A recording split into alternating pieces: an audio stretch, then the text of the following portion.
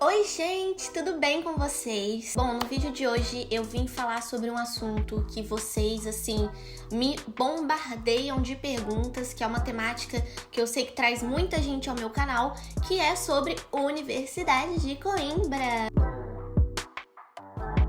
Pra quem não me conhece ainda, muito prazer, meu nome é Raíra e eu fiz Relações Internacionais na Universidade de Coimbra, aqui em Portugal, e por isso muitas pessoas acabam me perguntando muito sobre algumas dúvidas sobre o processo de candidatura, as matérias, o próprio curso de RI, que é uma coisa que eu vou tentar trazer um pouco mais aprofundado num outro vídeo pra vocês, como é Relações Internacionais na Faculdade de Economia da Universidade de Coimbra. E no vídeo de hoje, em específico, eu vim trazer pra vocês algumas informações mais práticas de como que funciona o processo no geral, desde a matrícula, desde a candidatura para a Universidade de Coimbra até você se mudar realmente para Coimbra, né? Realmente é um processo que toma um pouco de energia nossa, mas que no final vale a pena porque é uma oportunidade incrível estudar fora. Lá no meu Instagram, para quem ainda não me segue, é @Raíra. Eu sempre falo sobre Coimbra e também no IQRI a gente sempre fala sobre Coimbra, que é uma plataforma de educação política voltada para a área das RI, e os links estão aqui embaixo também se vocês quiserem acessar. E lá a gente sempre fala sobre Coimbra e surgem as mesmas dúvidas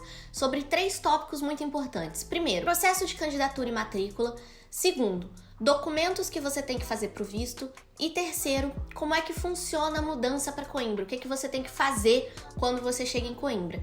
Então eu juntei todas essas informações e vou tentar fazer um levantamento assim de informações no geral para vocês poderem entender mais ou menos como é que funciona desde o processo de candidatura até o processo de mudança para a cidade. Para quem quer se candidatar para Coimbra, existem 3 formas diferentes que você pode utilizar. A primeira é através do exame nacional deles, que é como se fosse o nosso Enem. E essa oportunidade, ela é dada às pessoas que já têm passaporte europeu. Então, se você já tem uma cidadania portuguesa, um passaporte português, por exemplo, você pode fazer o exame nacional deles, que é diferente do nosso sistema no Brasil, mas é uma oportunidade de você poder estudar aqui em Portugal. Para quem não tem a nacionalidade, para quem não tem o passaporte europeu, uma das possibilidades é você utilizar a sua nota do Enem. Antes eles utilizavam as últimas 3 notas, né, os últimos 3 anos de Enem, para você poder colocar na sua candidatura, e agora eles ampliaram essa oportunidade para você usar as suas últimas 5 notas. Então, se nos últimos 5 anos você fez o Enem, você pode utilizar uma dessas notas para você poder se candidatar para a Universidade de Coimbra. A outra opção é o ano 0. O ano 0 é para quem, mesmo com a nota do Enem, não conseguiu a média mínima, que é de 120 pontos na escala deles. Essa média mínima, ela é o pré-requisito para você poder fazer a sua candidatura. Quando você faz a sua candidatura, você tem que fazer o cálculo, né? No Brasil, a nossa nota do Enem é de 0 a 1000, e aqui em Portugal a nota é de 0 a 200. A nota mínima para você poder entrar, para você poder ser elegível para a candidatura é 120, né? Proporcionalmente. Eles até no site também têm uma calculadora para você ver a sua nota do Enem e a média de Portugal. Quando as pessoas não conseguem atingir essa média mínima, elas têm a opção de fazer o ano 0. É como se fosse um pré-vestibular para você poder depois fazer uma prova e ingressar na licenciatura que você escolher. E aí o ano 0 tem 2 tipos. Tem o ano 0 da ciência e tecnologia, que é mais voltado para os cursos de ciência e tecnologia, e tem o ano 0 das ciências sociais e humanidades, que está incluído RI, história, direito, enfim, todas essas áreas de humanas que aqui eles falam humanidades. As datas específicas para esse ano para a candidatura estão no site da UC, mas eu vou falar aqui para vocês quais são, porque eles estão sempre atualizando devido à pandemia, né? Tá tudo sendo remanejado aí, não só no Brasil como aqui também. A primeira fase de candidatura é de 1 de março até 14 de abril. Os dados da divulgação são no dia 26 de abril e as matrículas são feitas durante o mês de maio. A segunda fase de candidatura é do dia 16 de abril a 15 de maio. Os resultados saem no dia 25 de maio e a matrícula e inscrição são feitos em junho. E a terceira fase, entre dia 1º de junho e 6 de agosto, a divulgação vai ser dada no dia 16 de agosto para a matrícula e inscrição serem feitas entre o dia 1 e 8 de setembro. Eles também têm algumas fases extraordinárias aí, e essa fase extraordinária, ela se refere às vagas sobrantes, né? As vagas aí que não foram preenchidas. Uma coisa importante que eu tenho para falar para vocês, que também nos outros vídeos sobre Coimbra, para quem não viu, vou deixar no card para vocês assistirem depois desse vídeo, é que as vagas, gente, elas são limitadas. E aí, quando, por exemplo, se eles disponibilizarem 30 vagas na primeira fase, a segunda fase vai depender das pessoas que se matricularam na primeira. Por exemplo, se das 30 pessoas que passaram na primeira fase, 15 fizeram a matrícula na primeira fase e as outras 15 desistiram ou perderam a data ou enfim, por qualquer outro motivo não fizeram a matrícula, estas 15 vagas sobrantes é que vão ser as vagas disponíveis para a segunda fase. Então, por exemplo, se eles falam, tem 30 vagas, não vai ser 30 na primeira, 30 na segunda e 30 na terceira. A taxa de candidatura é de 50 euros para você se candidatar e eles pedem alguns documentos aí, documento de identificação, pode ser o passaporte ou a sua carteira de identidade, um print screen da sua nota do Enem, das suas notas obtidas no Enem. Para além disso, eles também pedem o seu número do Enem, porque é lógico que eles verificam, mas é para eles também terem acesso às suas notas do Enem. Um documento comprovativo de conclusão do ensino médio no Brasil, porque você só pode se candidatar quando você já está formado no ensino médio. Quando saem os resultados e se você decidir finalmente ir para a Universidade de Coimbra, você tem que fazer a sua matrícula e a taxa de matrícula custa 20 euros. Depois que você realiza a sua matrícula e paga a mensalidade, eles vão te dar uma carta de aceitação e é essa carta que você usa para você fazer o seu visto de estudante. O processo de visto de estudante você agenda no consulado no Brasil e aí você requisita um visto temporário, um visto de residência, né, para fins estudantis. Esse visto que eles colocam no seu passaporte, ele dura somente 120 dias. Você vai até o consulado, agenda, eles vão pedir uma série de documentos para vocês, incluindo certidão de nascimento, todos os comprovativos de conclusão de ensino médio, histórico escolar, a carta de aceitação da faculdade, entre diversos outros documentos que eles vão solicitar na hora de você poder fazer o seu visto. Duas coisas muito importantes. Autentiquem a maior parte dos documentos que vocês puderem autenticar, porque na minha época, quando eu vim em 2015, eu não precisei autenticar assim tantos documentos com a apostila de Haia. É uma autenticação internacional essa apostila de Haia.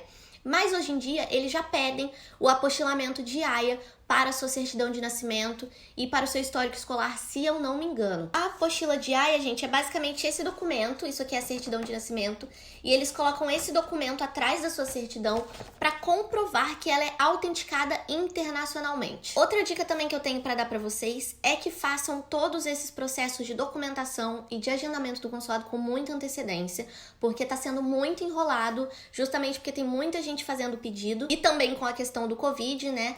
Tá sendo muito limitado esses serviços consulares, então eu recomendo que vocês tentem fazer isso com o máximo de antecedência possível para não deixar as coisas em cima da hora. Aceita o seu visto, como eu falei para vocês, ele tem esse visto do passaporte, ele tem uma validade de 120 dias. Por quê? Porque ele é basicamente um documento que vai falar para você, olha, você tem a permissão de morar em Portugal como estudante, mas chegando lá, você precisa fazer o seu cartão de residência, que é como se fosse a nossa identidade. Esta identidade, ela vale por 1 ano e não só 120 dias. Uma das primeiras coisas que eu recomendo vocês, quando vocês chegarem aqui em Portugal e chegarem em Coimbra, é resolver a parte burocrática. Existem algumas questões burocráticas que precisam ser resolvidas logo no começo, porque podem atrapalhar vocês de se matricularem em algumas coisas, ou se inscreverem em outras, ou até mesmo essa questão de documentação. Uma delas é ir direto no CEF, que é o Serviço de Estrangeiros e Fronteiras, e é lá que eles vão solicitar o seu cartão de residência. Então, a partir do momento que você chegar com o seu visto do passaporte, com os documentos que eles solicitarem e fazer o pagamento de uma taxa administrativa, eles vão solicitar o seu cartão de residência e aí você vai ter esse cartão de residência estudantil por 1 ano. Eu não sei hoje quanto que tá a taxa para você fazer o cartão da primeira vez. Normalmente é um pouquinho mais caro porque existem outros documentos ali que você tem que tirar na hora.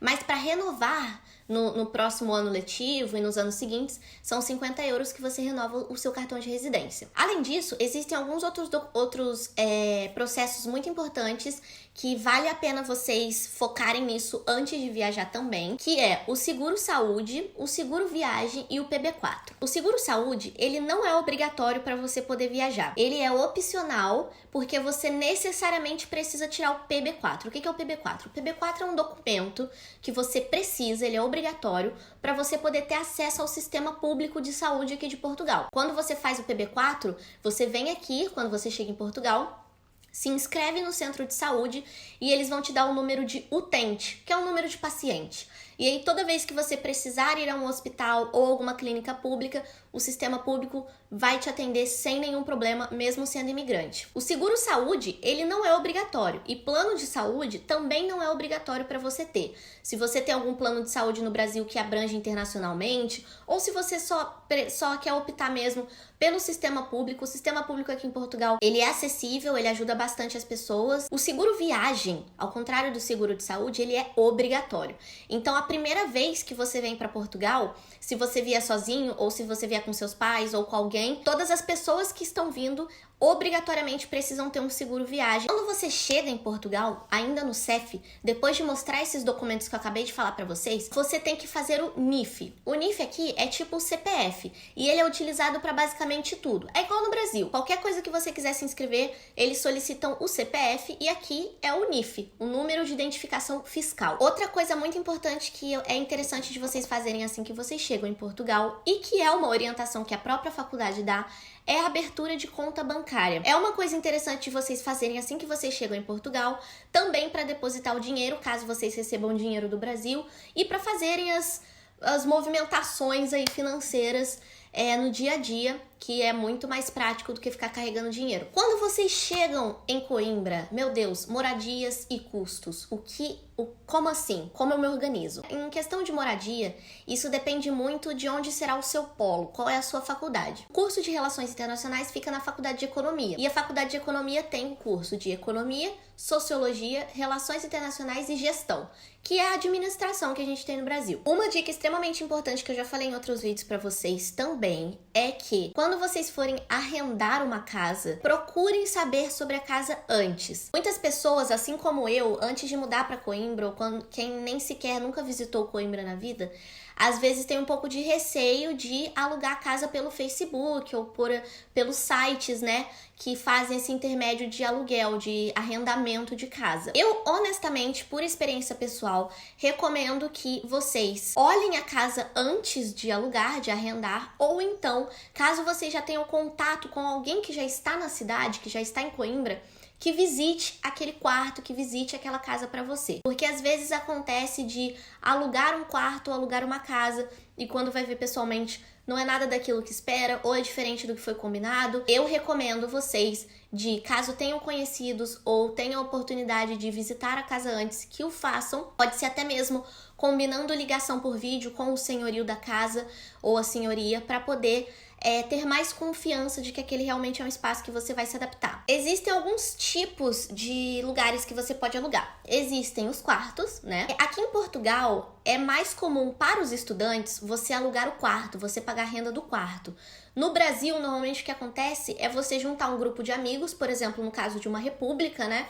E vocês pagam o aluguel inteiro da casa. Então, independente de quem ficar com qual quarto, no final do mês, o que vai valer é o aluguel inteiro da casa. Aqui não. Aqui o estudante, geralmente, existe também essa possibilidade de você alugar a casa toda, mas geralmente o que os senhorios fazem para o estudante é alugar o quarto. Então, existem situações em que os quartos têm valores diferentes, por causa do tamanho, porque tem varanda ou não, porque tem banheiro ou não. Tem alguns tipos de quartos que se podem alugar. A gente tem, por exemplo, um estúdio, que é literalmente um estúdio grande, onde você tem a cozinha, o quarto e o banheiro ali meio que acoplado num lugar só. Normalmente é um pouco mais caro porque a pessoa mora sozinha. E a gente tem também as casas que eles aqui separam como T1, T2, T3, T4 e por aí vai. Os T's são respectivos ao número de quartos que tem no apartamento. Esse apartamento que eu moro, por exemplo, é um T3, porque tem 3 quartos. Um T1 é um apartamento de só um quarto. É bom vocês terem noção dessas expressões para vocês acabarem também não ficando surpresos quando forem alugar algum quarto e for menor ou maior do que você imaginava. E fora isso, também tem o próprio alojamento da faculdade. Normalmente é um pouco mais barato porque os quartos você divide com alguém. O que a maioria das pessoas faz quando vai para Coimbra é ficar no alojamento durante um mês, pelo menos, durante alguns dias, para visitar as casas que deseja alugar pessoalmente. Como eu disse para vocês, vale mais a pena vocês visitarem um lugar que vocês querem alugar pessoalmente, porque é menos um risco, né? Vocês falam diretamente com quem tá alugando e vocês conhecem a casa ao vivo. Sobre custos, eu separei aqui quais são os custos fixos que vocês precisam ter em mente, que são a renda, ou seja, o aluguel, o transporte mensal, dependendo da região que você mora. Você não precisa necessariamente ficar pegando ônibus o tempo inteiro. Por exemplo, eu morava literalmente ao lado da faculdade, então eu não precisava pegar muito ônibus, que é o autocarro que eles chamam.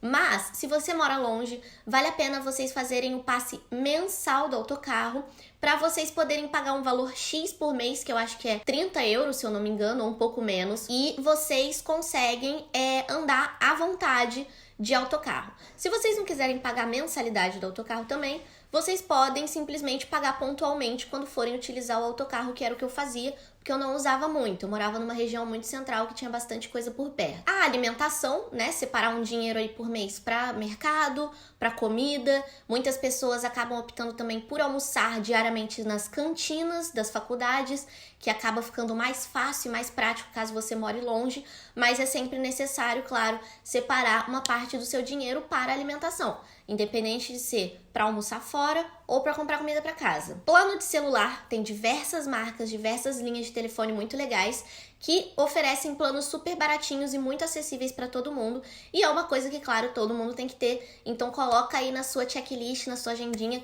que um plano de celular também é um custo fixo mensal que você precisa ter. E também o plano de saúde, caso você queira adquirir um plano de saúde, que novamente, como eu falei antes, não é obrigatório. Você tendo o PB4, você já tem acesso ao sistema de saúde em Portugal de forma gratuita, só paga algumas taxas administrativas, mas nada muito caro. Mas, se você quiser ter um plano de saúde, aí também é um valor mensal que você vai ter. Os outros tipos de custos, como entretenimento, viagens, compras, etc., fica a cargo do estudante. Agora, devido à pandemia e com toda essa situação no corona, com certeza as coisas estão bem mais limitadas de se fazer, em questão de entretenimento, de lugares para visitar, de lugares para frequentar.